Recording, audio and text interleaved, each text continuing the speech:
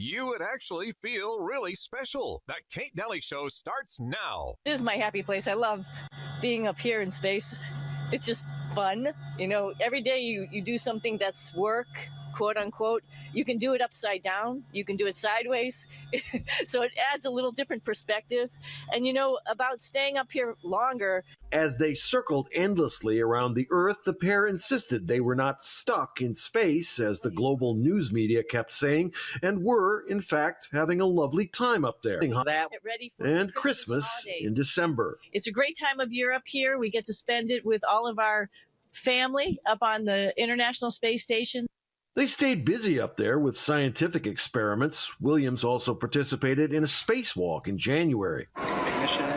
Finally, a new spacecraft blasted off for the station. Not Boeing this time, but one of Elon Musk's SpaceX Dragons. The astronauts said farewell to their space friends and, along with a Russian and an American crew member, boarded the Dragon for the ride home. Interesting. A couple things I noticed on that, by the way. I don't know. I didn't realize that you could get your roots done in space. Sunny came back with her roots all done. So that was after the almost year up in space. So that was kind of an interesting thing. I was a little shocked by that. I didn't know you could do that. And I was so glad that they all had Christmas gear, like Christmas hats and things like that, that were stored away for them to use just in case they got stuck up there way longer than the original mission. I think was 10 days or something. So anyway, on that note, I just want to say hi to Melissa. Midwest Melissa's on with me. Well, welcome to the Kate Dalley Show. I just have to jump in here, Kate, because she just said you could do all these things in so many different ways. Maybe she did her roots upside down. Maybe so. I mean, I'm thinking she did. They love to do the whole upside down thing. And so, yeah, I guess it's super fun up there when you're stuck up there with not enough supplies. And anyways, I wondered if they played ground control to Major Tom at the emanating point. I don't know, but there's something really and here's wonky. A message from the president, and they play ground There's something control wonky about that whole story. Yeah, there was some really weird things. So that honestly, a lot of people were talking about. So I know that I'm in shared information land with a lot of people going, what? This is a little too much. Can I tell you my favorite part, though? Okay. My absolute favorite part was after the capsule splashed down and the dolphins appeared.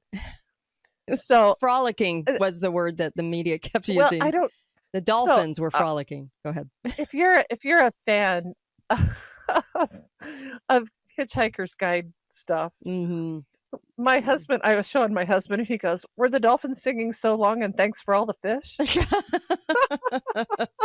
You know, it's so fascinating that in 1969 we were able to, with zero technology, not even a remote that actually really truly worked for a TV, we were able to have zero problems. But in the year 2025, we have them stuck up there, and I'm not quite sure why why Elon's rocket didn't go up and take them out of space, when the mission ended. So it's a little weird. Well, I guess we're supposed to believe all that. I can totally believe that. Look who was the president. I can totally believe that Biden was like, what? Right. Did no one have the auto pen to sign the order to go get him? Who knows? NASA does what NASA wants with its big black budget that no one seems to know where that money's really going. And so I just find the whole thing there's so many things about it that are so insane. And I just had to point some of them out. I guess we're just going to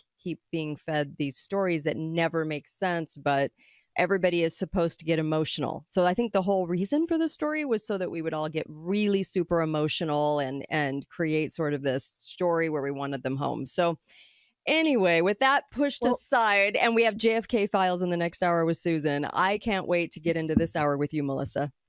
Yeah, me too. Okay, I'm let's excited. roll. Let's roll. I spent all day yesterday in the company of Charles Manson, and that is never a great place to be. So I'm glad to be here with you. You're much better company. Thanks. Thank you. It wouldn't take much. Yeah, Charles that's a Manson, huge compliment. Thanks. That's all right. me. That's so always. why were you studying Charles Manson? Well, I ran across an article that was making the connection between Charles Manson, what this article was saying by George Webb, by the way. He was kind of hinting around that Charles Manson and Jeffrey Epstein were running the same gig. And I was like, wait, no, that's not right. And so you dig into the stories and maybe it is right. Which is fascinating, but it's a complicated story. And it takes a lot. There's a lot of things. There's a lot of moving parts with both men. So I had to go back and really take a look at Manson and what did I know about Manson and what was he really up to and doing. So let's start at this place. And I think this is really important to know, and we'll come back to it again. Both of these men were preying on women to run their operation that were, though Charles Manson wasn't the only nutty one, right? The women were kind of on the edge too. Right. And I believe that both of those men, Charles Manson, with the assistance of some other players that we'll mention in a minute, and Epstein, were running an operation where they were looking for women who could be used as bait. They were looking for the most beautiful, the most tempting women that they could put in the way of powerful people to coerce, control, subvert, get blackmail on them. Charles Manson's MO, he wanted to break into the music industry, but he was also, I think, obviously mentally unstable. And I think he had a dissociative personality, to be totally honest. I think he had been abused as a child. He was abused by the system. He was a product. I did not know this until I read it, that when they released him on parole, he declined. He said, I don't want out. I belong in prison. I don't want to leave. But leave he did, right? And he was almost pushed into the hands of Dr. Jolly West at the Berkeley Free Medical Clinic, which, if you were going to pick someone that Jolly West would want, Manson would be the guy. Right. And maybe because he wanted to get out of his troubles and they promised him relief from those troubles, shall we say. And maybe I think so what, just a quick recap for anybody who doesn't know who Jolly West is. He's one of the key players in MK Ultra. And his job he says, I listened to an interview yesterday with Jolly West in which he says, we were running a human laboratory out of the Berkeley Free Clinic. The free clinic was there to dispense LSD to as many people as they could. And so the Berkeley Free Clinic, located at the intersection of Haight and Ashbury, right in the heart of the summer of love, right? Right. Here comes this crazy dissociative guy who actually did have some musical talent, who wants to break into the music industry. And the CIA is kind of interested in how they can take the heat out of the anti-war protest movement. And I think they see Charles Manson as the guy to do it for him. Okay. So they stalk him up. He had girls following after him for reasons I will never fully understand, except those women were also mentally unstable. They were also getting their free LSD at the clinic, and all these people are connected through that clinic. Yeah, big CIA operation. Big time. Manson has a bus that he calls the Hollywood Express, puts all these girls on there, and they take them. He goes to LA. Now, if I think about the times, of all the people that he would bump into, he becomes fast friends with Dennis Wilson of the Beach Boys. Right. The drummer from the Beach Boys. Very odd, right? Yeah. But Dennis Wilson introduces him to Terry Melcher, the son of Doris Day, and a big-time record producer for all kinds of Laurel Canyon kind of bands. Yes, we've done shows on Laurel Canyon. Laurel Canyon was a total CIA op, but go ahead. But here's the part that maybe we're not so aware of, that Manson was providing bikini-clad girls, his girls, to all of these big-time music parties. Like a pimp? It sounds perhaps sort of pimpish. You could say that. It sounds a little prostitute-ish. In the same way that Jeffrey Epstein was providing access to girls. Interesting. And Manson also, his girls also came packaged with as much LSD as you could take.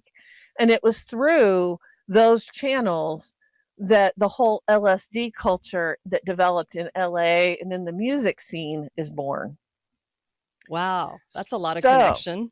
Epstein and Manson. I haven't really thought about those connections. No, me either. I never had either. Well, let's push it a little bit farther. Okay.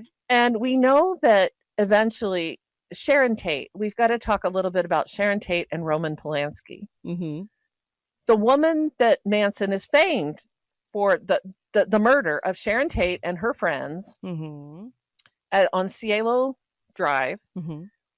So who is Sharon Tate? Sharon Tate, another woman with a horrible personal history. She was beautiful, but not very emotionally robust. She wasn't very strong. And she connects to Roman Polanski, who is a kind of take charge kind of guy. And to the point that Roman Polanski told her how to dress, how to wear her hair, what kind of makeup to wear. And he also put her in compromising positions with all kinds of celebrities that he was filming. Okay, we're getting, ooh, Epsteinish. Okay, I get this. Yeah. Okay, be right back. Interesting. And some more very wild connections coming up with Midwest Melissa, having to do actually with today's news too. Be right back. Kate Dalley Show, KateDalleyRadio.com. I hear every day about the products you all wish MyPillow carried. Well, guess what? We probably do. Slippers, bathrobes, pet beds, blankets, mattresses, sleepwear, loungewear, duvets, comforters, pot holders, aprons, oven mitts, and so much more. And they're all on sale. For example, get our best-selling standard MyPillows for only $14.98. Body pillows, $29.98. 6-piece bath towels or kitchen towel sets, just $29.98.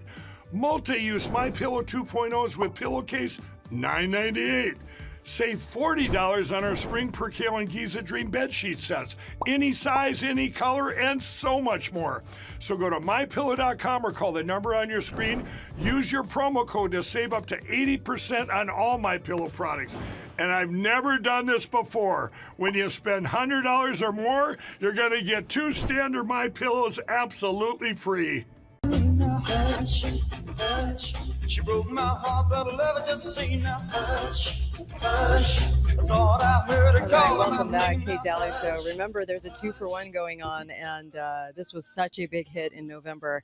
They're doing it again. allfamilypharmacy.com. You can go to allfamilypharma.com or allfamilypharmacy.com, and you can get ivermectin, fembenzenol, and 2-for-1 it. I mean, how awesome is that? A huge BOGO sale going on right now. Take advantage of it. You're going to love this. Man, you guys loved it in November. So go to allfamilypharmacy.com/Kate, or you can put in the code Kate10. But the easiest way to do it is allfamilypharmacy.com. It goes to the same place, pharmacy, allfamilypharmacy.com/Kate, and order up on your BOGO. Okay.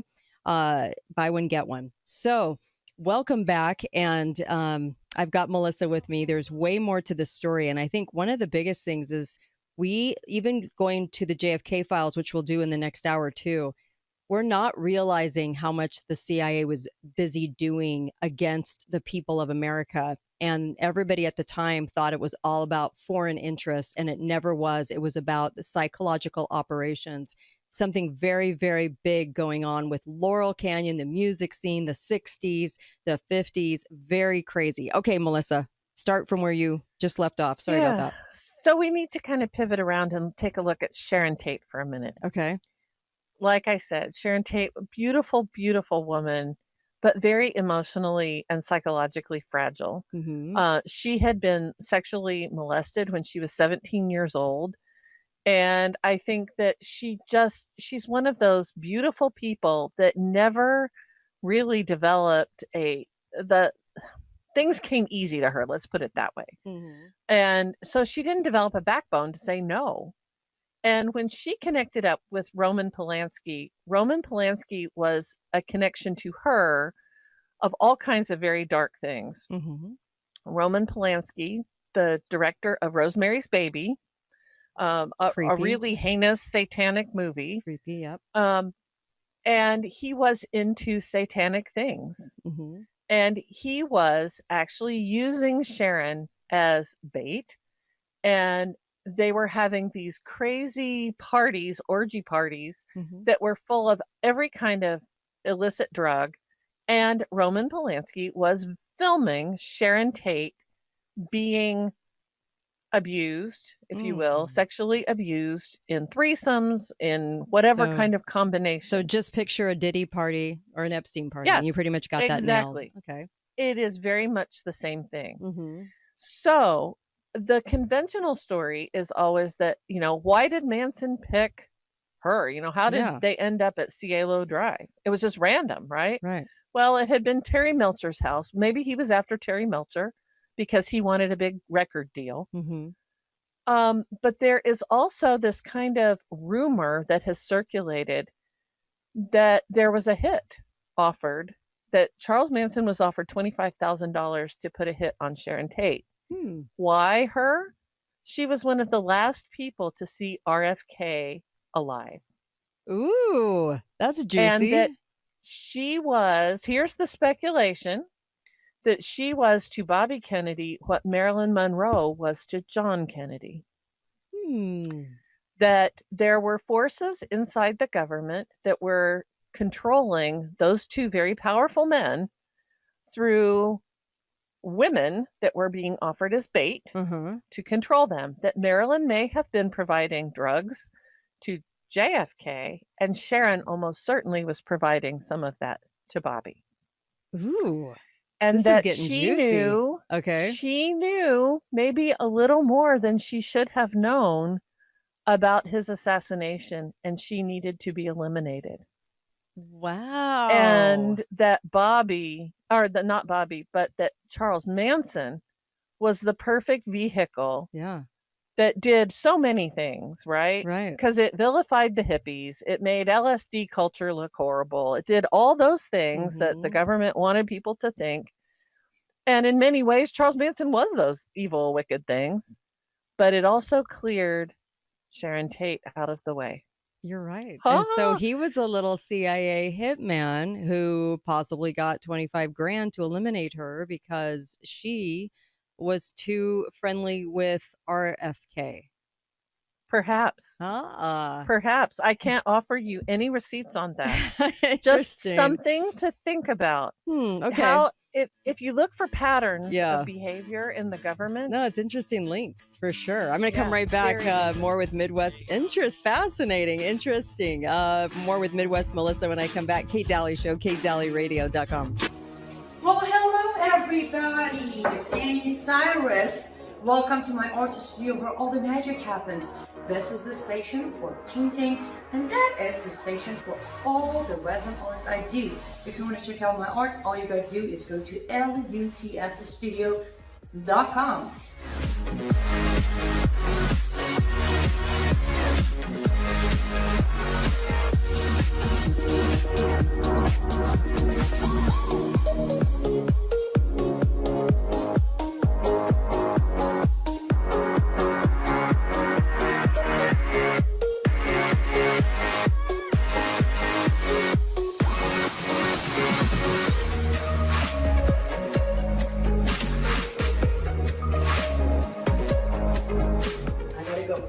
just painting, but I'm sure, or at least I hope, I'll see you at lutfthestudio.com.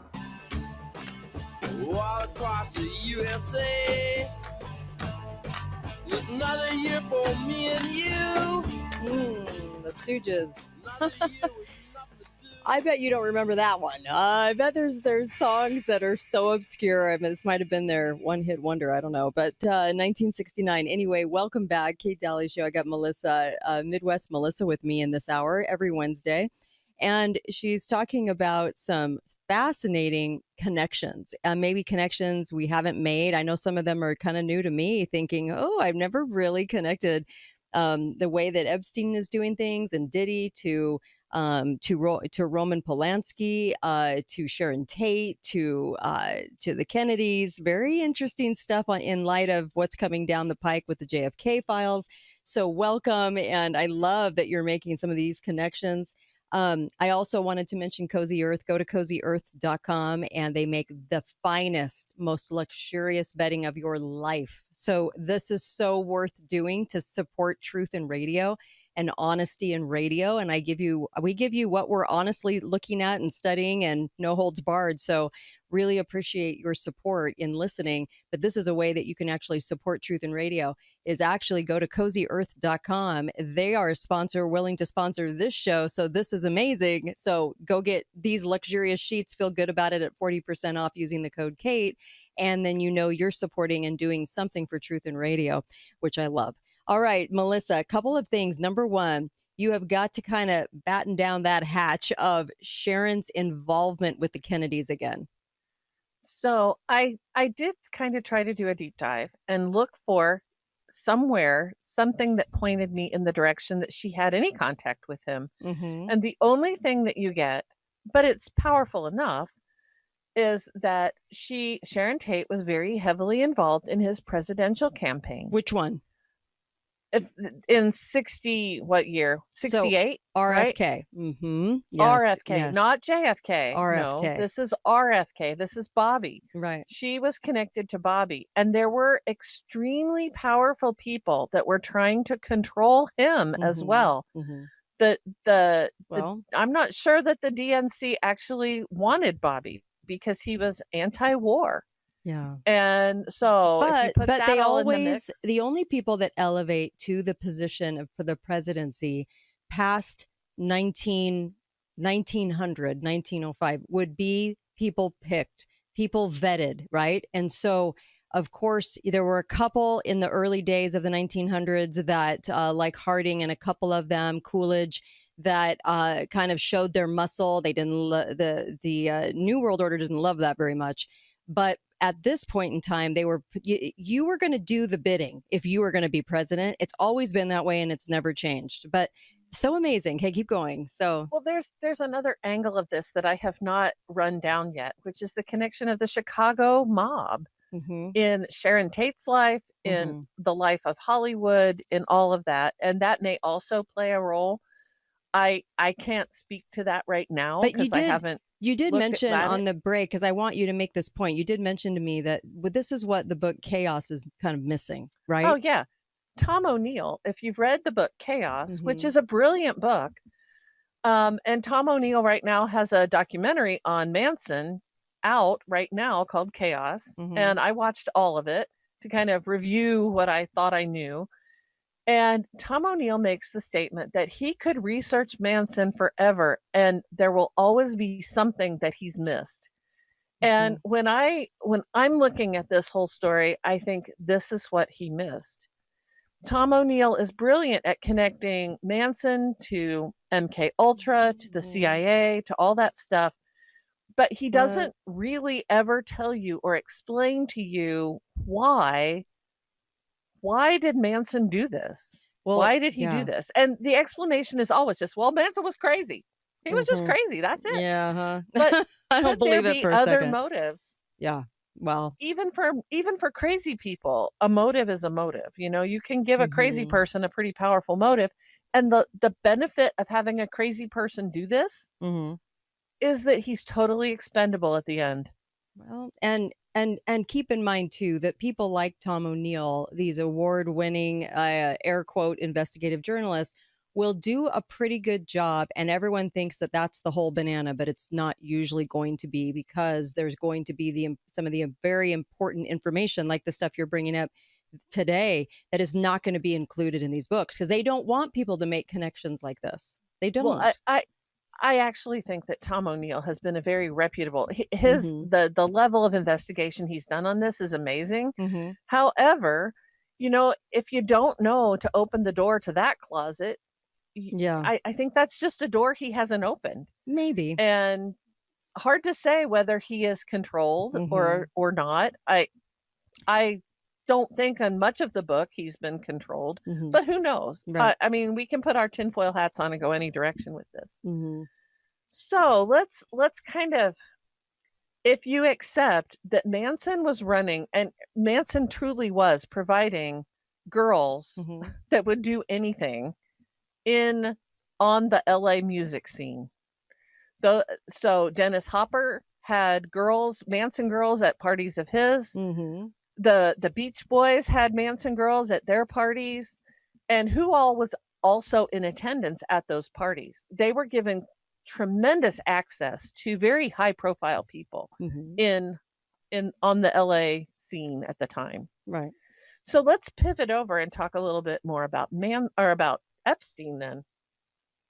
So here's the playbook that Manson was using. We're going to recruit girls up at the Haight-Ashbury. We're going to take them to a new location, and that's where we run the con. We run the game in a new location. Is that not exactly what Epstein was doing? He was recruiting girls in Palm Beach and culling them for the most beautiful, most provocative, most malleable, most controllable. And then he was actually taking them out of the country to Little St. James Island, where they would be beyond the reach of Florida law enforcement. Right. And New Mexico. And U.S. enforcement. And New Mexico, because he had a big place there. And the governor would just sort of, quote unquote, overlook whatever was going on there, too. Because he had lots of cameras in those places, too. Yeah. Well, I think, I honestly believe that the real action with Epstein was happening out of the country, because he was untouchable there. And there is another very interesting, Epstein is not running the drugs con. He's running the investment. He's appealing to people's greed. And when they invited very high roller people to Little St. James Island, and they got them there by saying, hey, we have got investment deals you just can't believe. And once you get them there, then you put these girls that are irresistible in front of them. You can compromise these people, and then you own them forever. And he believes, so there's a whole rash of information. Why aren't we gonna see the Epstein files? Remember, they were gonna release them. Yeah.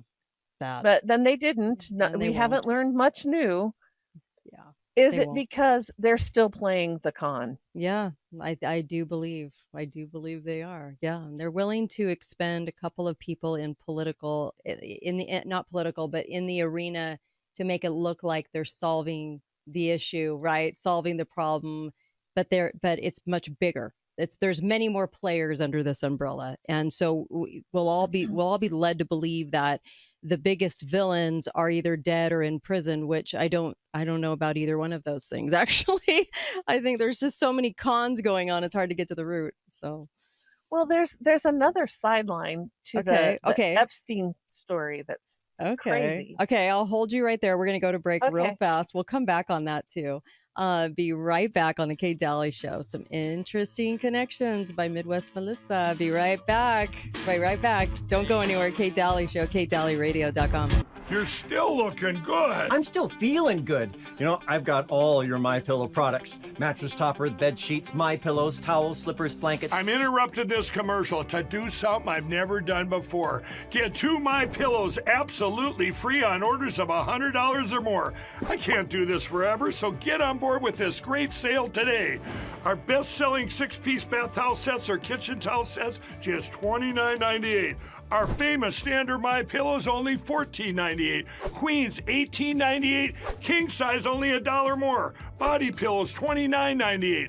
Multi-use MyPillow 2.0s with pillowcase $9.98. Save $40 on our Spring Percale and Giza Dream bed sheet sets. Any size, any color. So go to MyPillow.com or call that number on your screen. Use your promo code to save up to 80% on all MyPillow products. And when you spend $100 or more, get 2 standard MyPillows absolutely free. No, I won't back down. You could stare me up at the gates of hell, but I won't back down. Love this song. All right. Great choice, Melissa. Midwest Melissa's on with me. You're listening to the Kate Dalley Show. For this podcast, to re-listen to this and send it to friends and family and put it on social media, just go to katedalleyradio.com, katedalleyradio.com, and you can scroll down. You can find the sponsors and you can find the podcast there. Also on X America News, you can watch it every evening for free. Isn't that great? X America News, they have a huge following and they're doing a great job. And also on Rumble, Kate Dalley Show on Rumble as well. So check out the show. And of course, coming back with Midwest Melissa, I have to say that it's all in asking the right questions and going and looking at the details of things people say and zeroing in on those to find as we go down these rabbit holes. I have to say this is a great rabbit hole just because I think, like you said, there's all these connections that people never really have talked about. I love this. Thanks, Midwest Melissa. Well, thank you. And I just want to reiterate, there's no receipts on this. Right. There's at least none that I am aware of. And you just have to kind of take the beautiful mind trip, you know, where you've got your ball of yarn and you're going to say, I'm going to go from here to there, to there, to there. Right. And wonder, you have to be willing to entertain the thought. Yes. Like, could that be true? Right. Right. And looking at does it make obvious. more sense if it's true, or does it make more sense? Does the crazed killer that controls these women and just randomly kills somebody make more sense, or does it make more sense that it was a deliberate act? Yeah. Deliberate which act. makes more sense. Yeah. And that he was conditioned and primed in the little CIA ops out of San Francisco as an informant and as a possible hitman. Manson, it makes more sense. Totally to his story. Yeah. Yeah. So let's add, I want to add one more thing about the Epstein case that is in a parallel sort of world. Remember I told you Roman Polanski was videotaping Sharon Tate in all these compromising not just to her, but to all the men that she was with. And after Epstein died, a man named Patrick Kessler contacted 2 of the attorneys that were representing the Epstein victims. And he made contact with John Stanley Pottinger and David Boies. Okay. Here's what Kessler said. He said, I was hired by Epstein to make a complete backup of all the videotapes that he has. Epstein's dead, and now I have access to that entire archive of everything. Are you interested?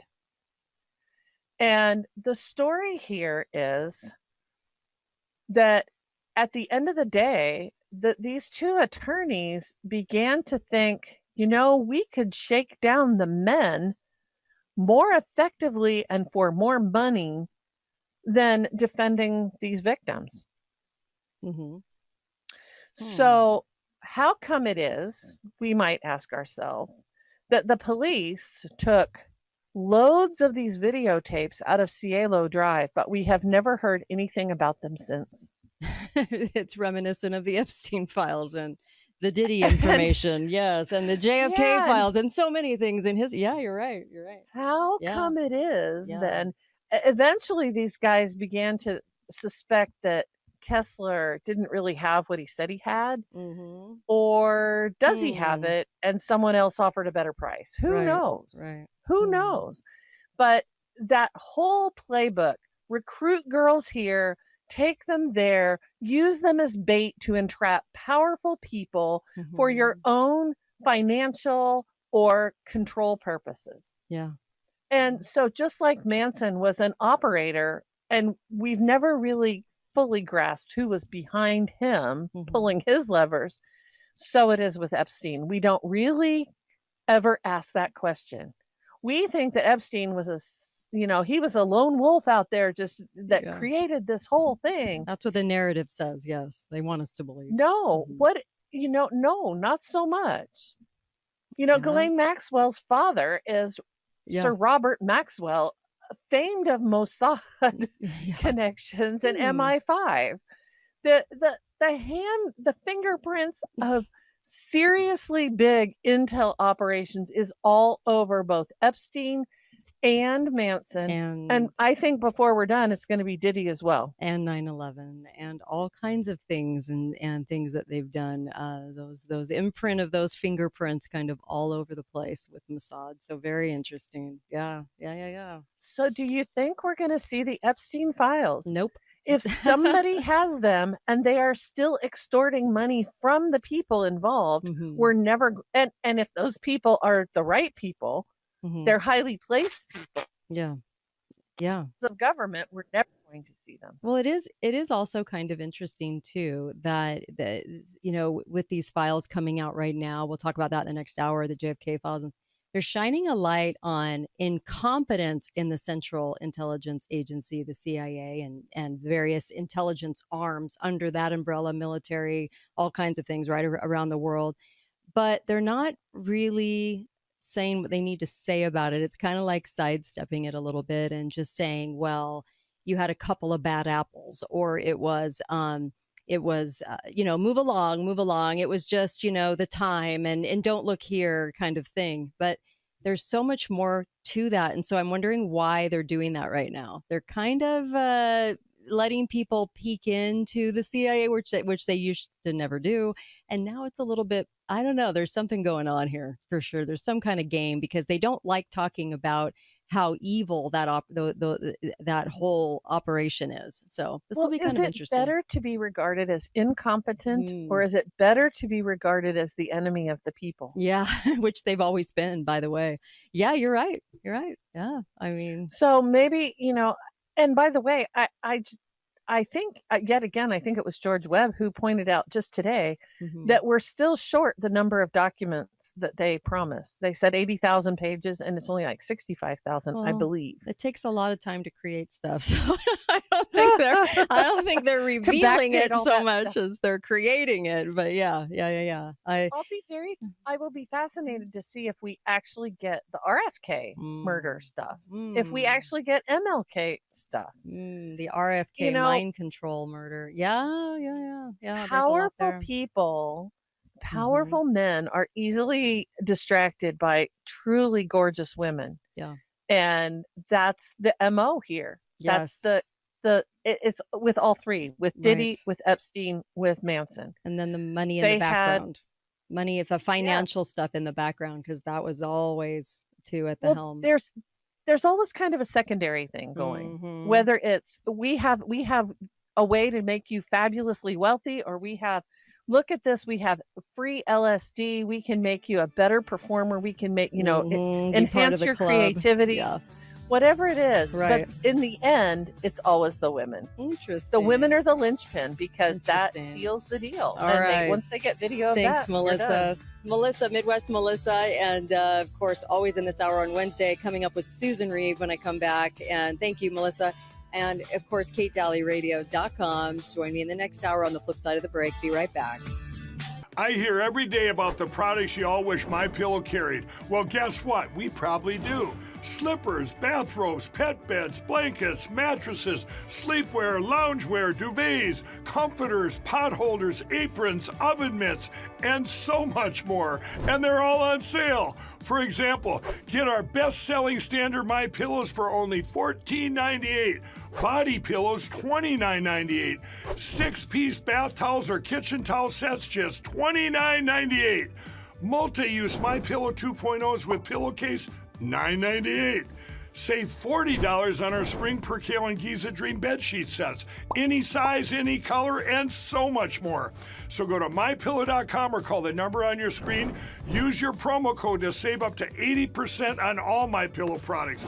And I've never done this before. When you spend $100 or more, you're going to get 2 standard MyPillows absolutely free. President and Mrs. Kennedy, a warm welcome.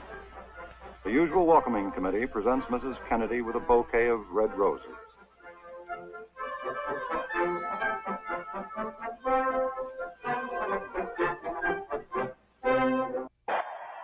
President's car is now turning onto Elm Street, and it will be only a matter of minutes before he arrives at the Trade Mart. I was on Simmons Freeway earlier, and even the freeway was jam-packed with spectators waiting their chance to see the president as he made his way towards the Trade Mart. It appears as though something has happened in the motorcade route. Something, I repeat, has happened in the motorcade route.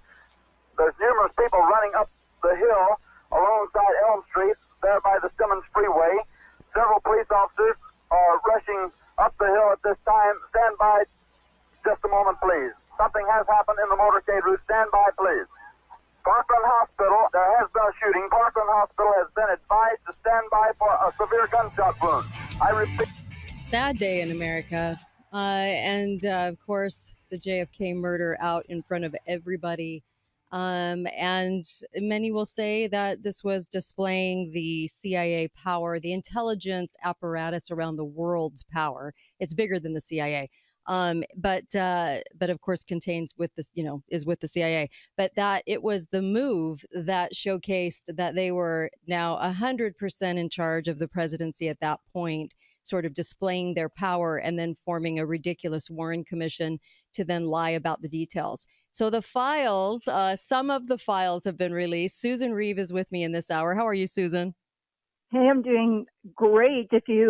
If drinking from a fire hose is a great activity. From a fire people, hose. stop praying for more releases because this was interesting. Although there's a lot of cynicism, like, oh, there's no new stuff. Oh, we've known this before. Mm-hmm. But you know who I listened to was Mike Benz, who has been trying, he's a whistleblower, worked for the State Department, understands how deep government works. Mm-hmm. And he said, this is amazing stuff. He said, it has really pulled back. Maybe we've known this stuff before, but we haven't really seen the underlying mechanisms of all this subterfuge and how our government works around the world. It was interesting to see the Daily Caller, which is very, I would say, conservative.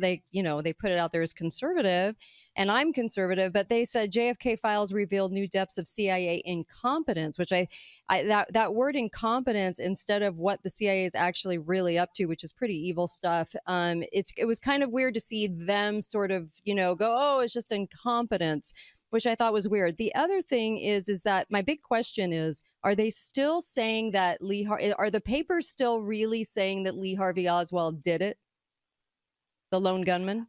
They're giving that insinuation based on what's released so far. So because this is what's been released, it's 80,000 pages, but it's 1,000 PDFs. Okay. So you go into the National Archives, you click on one of the PDFs, or you get a reference number, which is a 13-digit number. So if somebody says, oh, look at this, you have to go with the 13-digit number. Okay. But when you get to the documents, like one I looked at is 145 pages, and you can't search it. So it's not a text document. These are photographs. So I figured something out, which is you can go to AI, went to Grok on X, and I said, can you summarize this or find this wording? I was looking for anonymous caller. That somebody said, oh, an anonymous caller said the day ahead that Oswald would be assassinated. And it popped up the reference and the page number. So it is able to optically scan it and then find the word itself by looking for the word, not by texting, So that was really interesting to me. It says, so what this focus has been on, it's been on the CIA surveillance of Lee Harvey Oswald in Mexico City. And they said up to 59 days ahead of time, they were surveilling him. He had gone to the Mexico, to the Soviet embassy, trying to apply for a visa to the Soviet Union. But that's why I think the Daily Caller may be suggesting that this was incompetence, like you're on him, but you didn't do anything. So they're saying, you're right, that's incompetence. And we're saying, no, this is something else. And yet he worked for the CIA. So that's kind of interesting too. So I wonder if the setup was on as the patsy and that was what that 60 days was for. Yeah, it goes more into Castro assassination plots and then operational details like wiretapping methods. So it doesn't, I was going to talk about Jack Ruby because there are a few things dealing with Jack Ruby, and people know very little. They go, a nightclub owner. People may not know his name was Jack Rubenstein. And he grew up in a Jewish family in Chicago. I grew up in Chicago. And he was one of 15 kids, dropped out of school in 6th grade, and was kind of he'd been arrested 9 times. I mean, this was like on the darker, seedy side of life. And he came to Dallas and he was involved with strip clubs. You know, they called them nightclubs, where the police officers, many of them were strip clubs. But people have forgotten, because it wasn't released in this batch. It's been released previously, that Jack Ruby, was an FBI informant in Dallas from March to October 1959, meeting Agent Charles W. Flynn 8 or 9 times. He was an FBI informant. So now we know why and how he got out of his trouble from being arrested so many times, as they turned him right into an asset. Yeah. I mean, they said, you can help us out and we won't, press all these charges against you. But it says a declassified letter from Hoover of March of 1959 authorizes Ruby's recruitment as a potential criminal informant, but notes his info was vague, mostly about rival club owners. But then I think they figured that he was too unreliable, and so they kind of dropped him after a while. But it's not like he didn't know them and they didn't know him. Right, and then gave him like they had been working on all those cancer causing things that they could do as a weapon, right? Because they were looking at doing that against Castro, and so kind of interesting that all of a sudden he wound up with a very alarming fast cancer, right? That killed him. Very fast, yes, very fast acting cancer, which killed him. But this new release suggests that he was motivated by being Jewish. And it's a very odd reference, because what it references is a conversation that he had with a Secret Service agent while he was incarcerated. And the person talking to the Warren Commission was somebody who was in the room, and just talked about what Jack Ruby had said about, doing this for Jewish identity and to show that we're not a bunch of rats. And now this is really like secondhand, because you're not being told this directly, you're listening in on another conversation. So, and then reporting that. So how accurate that was, I don't know.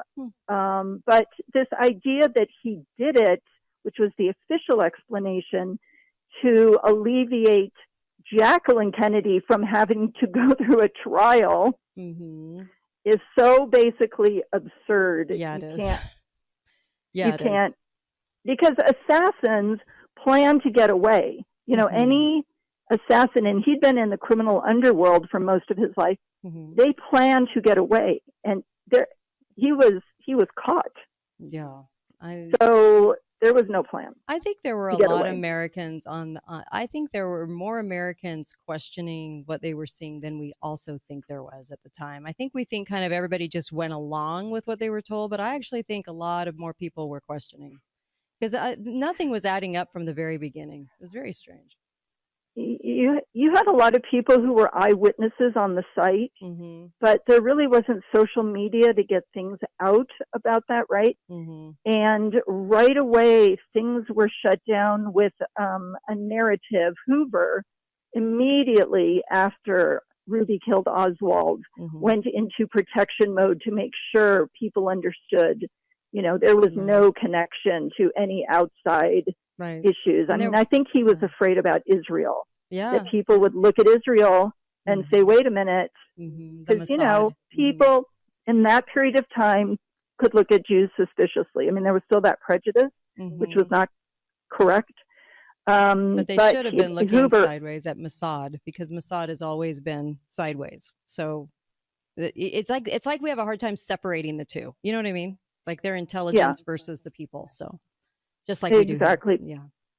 But just to know that Hoover initiated all these actions to stop any speculation about outside forces based on I just thought that was really interesting. And what people don't know is the cynics may say there's nothing new. Oh, we already knew this. We already knew that. Most people don't know a lot about this topic. Okay. They know some things.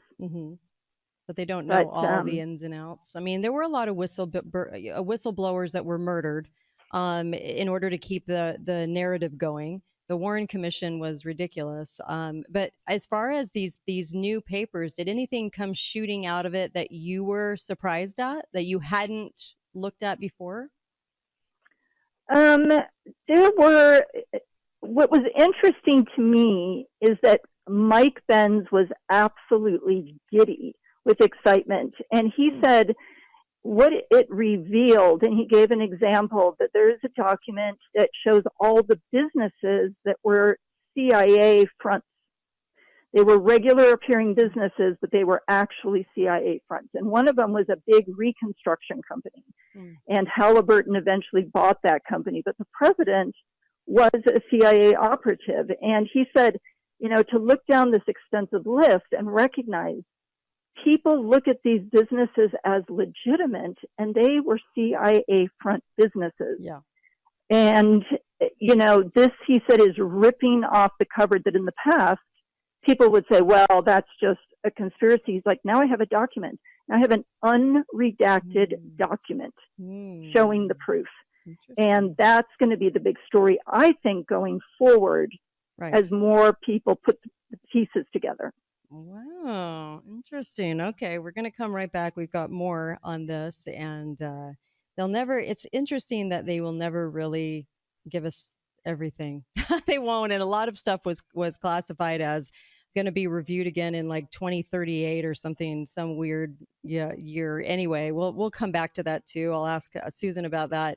Be right back. By the way, you can go to mypillow.com and grab those pillows for $14 right now using the code Kate. I'd go do it. mypillow.com, and the code is Kate. Be right back. Kate Dalley Show. $14 for MyPillow. That's awesome. Be right back. Well, hello everybody. It's Annie Cyrus. Welcome to my art studio where all the magic happens. This is the station for painting, and that is the station for all the resin art I do. If you want to check out my art, all you gotta do is go to lutfstudio.com.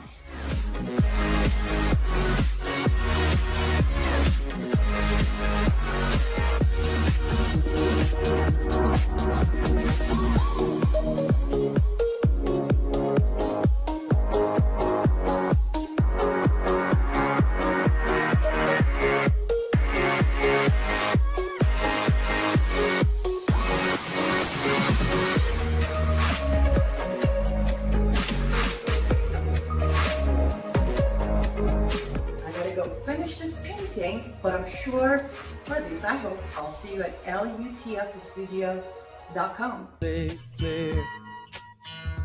There's a man with a gun over there.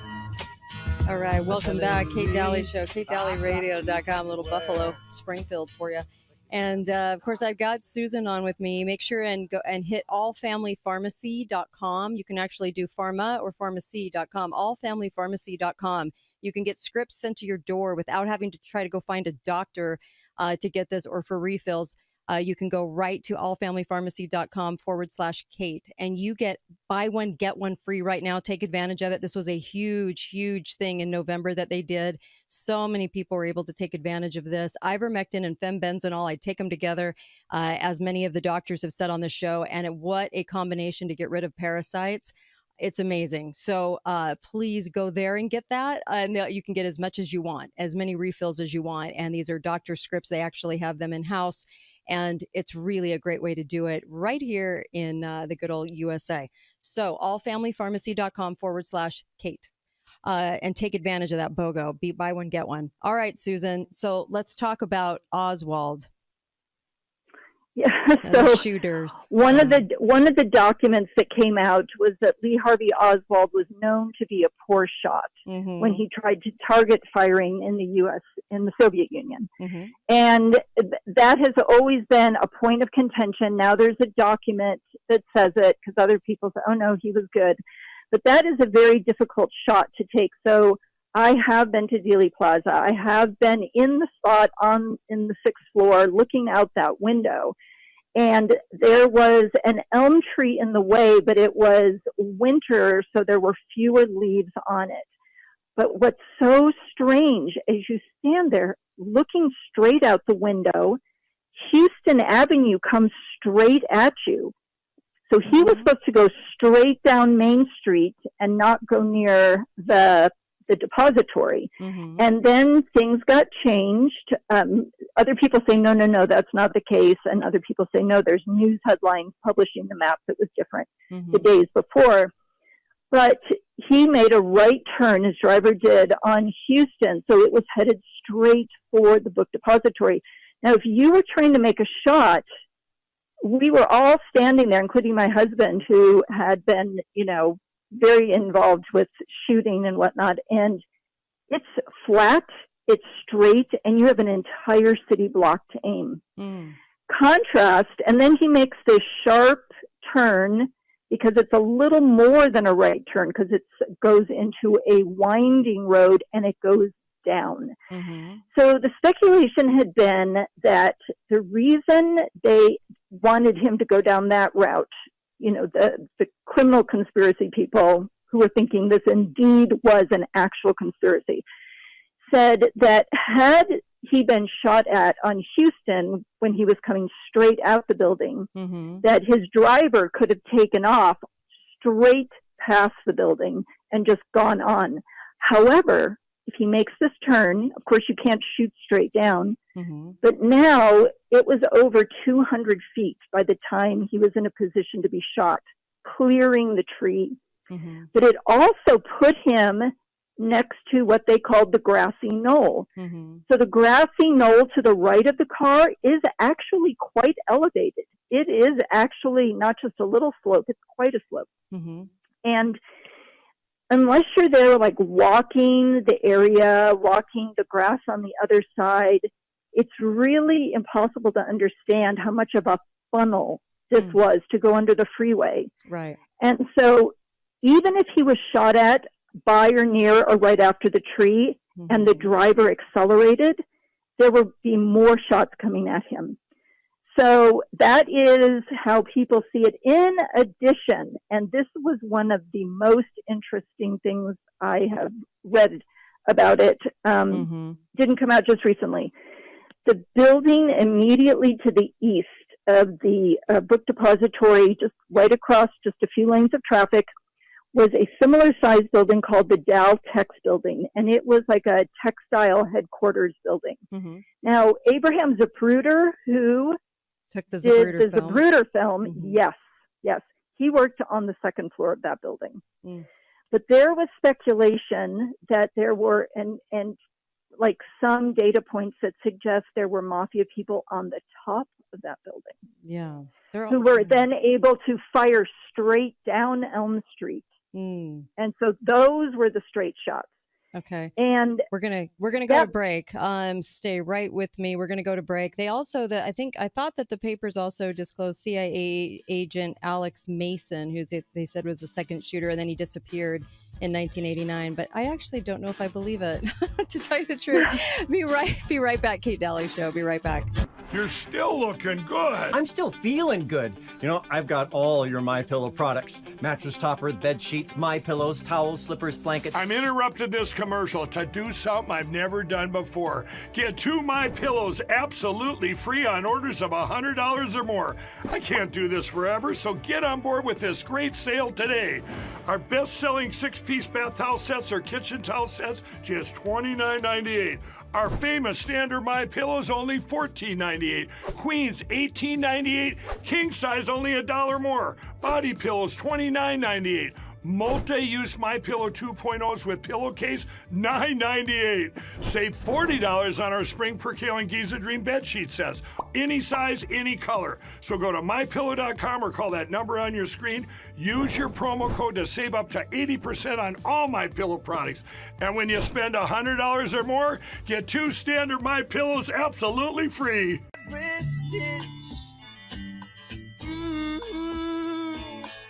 Must be the season of the witch. Must be the season of the witch. All right, welcome back. Yeah, freaky song, right? Ugh. Welcome back. A little Donovan for you. I've got Susan Reeve with me in this hour. She comes on every Wednesday and is doing a deep dive through the JFK files to see if there was anything there. My gut feeling is always that they're busy, and right or wrong, my gut feeling, I'll share that with you because I always do, is that they're creating things. But it is kind of interesting to peruse what the crux of the story is from them. So in unveiling, quote unquote, all these documents, it's interesting what they want. I think what they want us to think, or the roads that they want us to go down. And so these documents are kind of interesting, kind of fascinating. And so we're hitting those today. And I've got Susan with me, also CozyEarth.com, and you can get fantastic loungewear, slippers, bath, everything. Everything they do is like the height of luxury, but you get 40% off with the code Kate. It also helps this show stay on the air. All the sponsors do. So if you do that, please go to KateDalleyRadio.com and scroll down. You'll find the podcast of this here live show. And that's on radio all throughout the country. And then also you can share that with friends and family too. And also on xamericanews.com. So go ahead and visit there and you can watch it for free on X at night as well. All right. So, but go to CozyEarth.com. Code word is Kate, by the way, to take advantage of that 40% off. It's an amazing deal for you and helps us stay on the air. So Susan, all right, let's pick this up again. So Alex Mason, from what I understand, was one of the shooters that just suddenly died or disappeared in '89. So it's almost like, so we can't prosecute it. So, oh, well, so here's this guy who we've never mentioned who could possibly be one of the shooters, but never mind because he disappeared and he was part of the CIA. Don't look here. So who knows where that story, why that story is there, or that's just what I've seen. But anyway, so let's go to the other ones, the other shooters. Yeah. Oh, well, this was somebody who actually died. And it looked, they said it was suicide, and he had been an intelligence agent during World War II. His name was J. Garrett Underhill. Mm-hmm. And he was a recognized authority on limited warfare small arms, and he was a researcher and writer.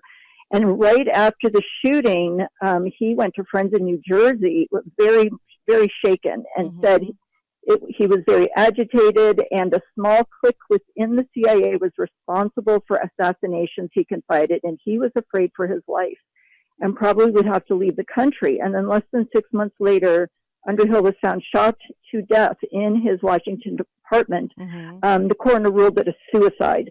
So the actual document from 1967 came out about that from Ramparts magazine. But, you know, it says he was on intimate terms with a number of high-ranking CIA officials. He was one of the agency's, quote, people who performed, quote, special assignments. And so, you know, it's a dark, shady group, and he panicked, and then so people could say, oh, his mental health was bad, he committed suicide. But yes, it's a very unusual death. And then there was a book written about another unusual death, and that was a woman who had had an affair with JFK during the time right before he'd been assassinated. In fact, the 2-year period. He had known her in college, and her name was Mary Meyer, and she was married to Cord Meyer. And Cord Meyer was a CIA, I thought he was the head of the CIA, or it was at Angleton. Anyway, as happens, she was assassinated the next year in October, walking along a path in Georgetown, super, safe area. They pinned it on a guy who was sitting there fishing, a black guy, and then he was exonerated. It was a very famous trial. But counterintelligence official James Angleton found out about this and knew that there was a diary. And he and Ben Bradley of the Washington Post decided to break into her house and get the diary. So this was like a big, big, big, big deal. But she was shot once above the ear and once at the back of the head. Now, somebody who is, robbing you is not going to shoot you like that. Right. So it looks like it does look like, to me, it looks like an assassination. And then the murder was never solved. So that was just one more of the very mysterious deaths surrounding this whole thing. Yeah, it was very interesting. So we learned that he was a bad shot. We learned that the CIA was indexing mail headed to the Soviet Union, and that they had 300 people working at the CIA indexing 250,000 names that they were keeping track of in the Soviet Union. So, they were highly motivated. They were highly, highly motivated. It says Schlesinger told JFK the State Department had become a rubber stamp for CIA clandestine operations, and that the concept of contingency planning has legitimized the concrete preparation of operations still in a hypothetical stage. So they were just so trigger happy, and that was one of the things that JFK did not want to do. He did not want to be pressured. He had traveled the world. He did not necessarily believe in getting involved in other governments, like manipulating them. He did not want to go into Cuba and really put up a fight about that. Anyway, so it's more things like that, more revealing the messy nature of the CIA. Right. And it also said that it listed 34 secret field bases across Africa, Europe, Asia, and Latin America. They're CIA's extensive global planning operations. So these were secret bases, not like embassies. And that JFK sought to dismantle the CIA's independent authority. So we're seeing some of that today. Any organization, my deceased husband had worked in organizational design, and he said eventually organizations their main focus becomes to self-perpetuate. That is becomes their motivation. Can we see that today in what's going on in Washington, D.C.? It was also interesting, too. Roger Stone put out, President Nixon told me that the Warren Commission was the biggest, I can't say the word hoax, in American history. And he told me that Lyndon Johnson and I both wanted to be president. The difference was, this is Nixon talking, I wasn't willing to kill for it. Interesting things coming out of Roger. I've had Roger on the show, so it was interesting to hear Roger Stone say that. He's an interesting character in all of this. And he's written a book about it, and very interesting insights. And he does put Hoover behind it, and he does put Johnson and Allen Dulles behind it. And it's kind of creepy flying into Dulles, at National Airport, International Airport. I think the Secret Service definitely was part of it. I think that's why they removed all of JFK's jewelry, except for the watch that Jackie gave him that he wore. You can see it in pictures, but they removed everything else from him right before he went out. So there had to be some kind of knowing there of what they were going to allow to happen. And I think Lyndon B. Johnson was going to go to prison if he for murder if he didn't make the presidency. So I think that there was so much going on behind the scenes that a lot of people didn't want to really look at. But it is kind of fascinating because it tells us some of the game plans, right? That's really what we're talking about today, is what they get away with or how they get away with things. And that, are they getting away with them now? You bet your bottom dollar. So I'll be right back. More with Susan coming back. Stay with us. Stay with us. Kate Dalley Show, KateDalleyRadio.com. I hear every day about the products you all wish MyPillow carried. Well, guess what? We probably do. Slippers, bathrobes, pet beds, blankets, mattresses, sleepwear, loungewear, duvets, comforters, pot holders, aprons, oven mitts, and so much more. And they're all on sale. For example, get our best-selling standard MyPillows for only $14.98. Body pillows, $29.98. 6-piece bath towels or kitchen towel sets, just $29.98. Multi-use MyPillow 2.0s with pillowcase, $9.98. Save $40 on our Spring Percale and Giza Dream bedsheet sets. Any size, any color, and so much more. So go to MyPillow.com or call the number on your screen. Use your promo code to save up to 80% on all MyPillow products. And I've never done this before. When you spend $100 or more, you're going to get 2 standard MyPillows absolutely free. The winter is forbidden till December. That's Richard Burton singing that very famous song in connection with JFK and his wife. I'm just going to say that there was a whole lot of narratives going on at the time. And I think that honestly, people should truly take a second and third and fourth and fifth and sixth looks at everything we were told during this period of time. I'll just say that. All right. Welcome back. I've got Susan Reeve with me. She was looking at the JFK files. Finally, some released, not all, but some. And so, all right, let's keep going. Okay. Well, I wanted to mention there's a website that's actually really fantastic. Dealey Plaza National Historic Landmark District, and it's the 6th floor museum.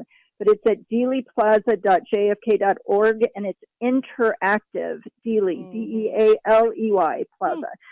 So I recommend, people, students, now you're not going to get alternative theories on there, but you're going to get the layout of the area, and you're going to be able to move through the area virtually. It's very cool. Okay, so one of the things that was released was records exposed a failed 1955 CIA surveillance operation in Havana. That declassified records said this was an operation gone wrong. CIA agents rented an apartment above a Chinese intelligence. Oh my gosh, a Chinese intelligence office, and attempted to plant evidence or plant transmitters. And they were busted. 3 CIA techs were caught mid-install. How embarrassing, leading to arrest and espionage charges. 2 operatives escaped to D.C., but the tech team remained jailed in Cuba. Oh my gosh, we were kind of Keystone cops trying to do this. Not sending our best and brightest, as they say. I don't know. They try and recruit the best and brightest. But, I have a theory that after World War II, you had a lot of talented people come back from the war and whatnot, but we lost a lot of people. So, we were operating in a deficit. I was going to say also that Mary Meyer, husband, actually, this is a different person, James McCord, was a CIA official, and he was involved in Cuban ops. And then a Polish driver called and claiming to be a Polish driver for a Russian vehicle, and said that the Soviets planned to pay someone in the U.S. to assassinate the president. Now, the thing about it is, we were talking before about the misinformation, it's called chaff. It's what jets do if they're trying to avoid a missile. They throw off all these other things that the missile will go after. It's called chaff, throwing up chaff. And that's kind of what we're looking at. You don't know what is real, what's not real, and what some of this could be disinformation. I mean, I started to think that, right? What is in here that I'm not seeing that is actually intended to mislead? Right. You go, well, it's President Trump, it's Kash Patel, it's DOJ. They're on our side now. Well, we don't know that. Yeah. We don't know that for 100% in all matters, right? Of course. Yeah. All government is government. Yep. Yeah. So it says an interview by the assistant FBI director asked whether Ruby and Oswald worked together, and then a bunch of pages are missing. Yeah. So the PDF is 473 pages, but there's only 52 pages. Yeah. So you get that question about whether they'd ever seen or known each other, and then missing pages. Interesting. And that's a mystery, right? Yeah.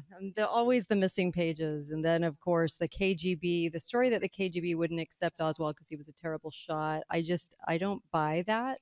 So I'm like, I think he was chosen as a patsy long before this was to play out. Dr. Mary's monkey talks about him too. We've talked about him. And George Bush Sr., of course, could never remember where he was on that fateful day, which is very strange because everyone can tell you where they were on that fateful day except for George H. Bush. So yeah. And there was a photograph of the book depository with a person who looks just like him, George H.W. Bush, leaning up against the wall, just like him. I know. Very coincidental. Yeah, there was the phone call with him and Hoover. There was all kinds of stuff. And, of course, buried in George's bio forever. There was 10 years completely buried where I think he was literally working for the CIA. And then, of course, his years with Standard with the oil company after that, but which is also a CIA front. But so amazing, all of the cover up, because like even with George's bio missing 10 years, I don't know how many people even pick up on that. It's like there was so many. I think there's just so much more here that could have been released. I don't think they ever will. Do you? They just won't because why do they have to now? Yeah.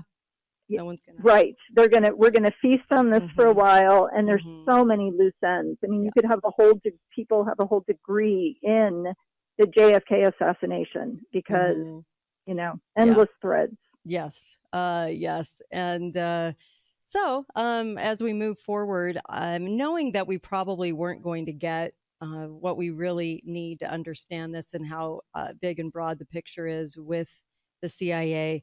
I have a feeling that they'll leak out some more stuff. Who knows if it's created or if it's an actual reveal? But I just think the whole thing is bizarre. And the date of 2028, why did that keep coming up? That was odd too. Like wouldn't be reviewed until 2038. Sorry, 2038. That was weird. Yeah, somebody picked this far in the future, hoping some of us would be dead by then. Certainly. All the people involved would mostly, be deceased. You would have had to be very young. I was 3 at the time, so I'm getting up there. Yeah, and the Warren Commission, was alleging that Lee Harvey Oswald, who had no powder burns on his chest, arms, or hands, shot JFK. I would hope that now people would finally take after the COVID hoax. I hope people would actually look back on this story. If you lived through this story, if you were alive in this time and lived through this, that you would actually take a second, third, fourth, fifth look at it, especially after they were able to get away with Blovid, because it blows, the Blovid COVID hoax. We should get a lot smarter now at their reveals and at the things that they do too. I just think that we need to learn something from how they conducted COVID. And I think a lot of people are now sort of kind of figuring out that they haven't been our friend. They're not in your corner in America, and that these intelligence apparatuses are heavy in media, heavy everywhere. And we better start understanding what we're up against, right? I so appreciate you, Susan. Thank you. Oh, you're so welcome. Thank you. And interesting reveal on JFK. And also be faithful, be fearless. See you back here tomorrow. And got a lot for you tomorrow. I got a lot. And you can call in tomorrow too. All right, you guys, see you tomorrow. KateDalleyRadio.com for the podcast.